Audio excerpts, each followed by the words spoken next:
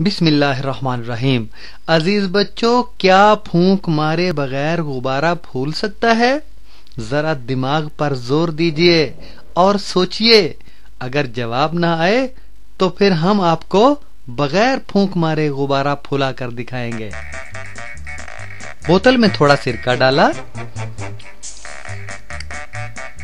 और ये छोटे से कागज से दबाकर रखा बोतल को, और अब इस गुब्बारे में पहले से सोडा डाला हुआ है।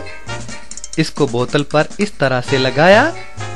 जो ही सोडा नीचे गिरेगा, सिरके से मिलेगा, कार्बन डाइऑक्साइड गैस पैदा होगी जो गुब्बारे को फुला देगी।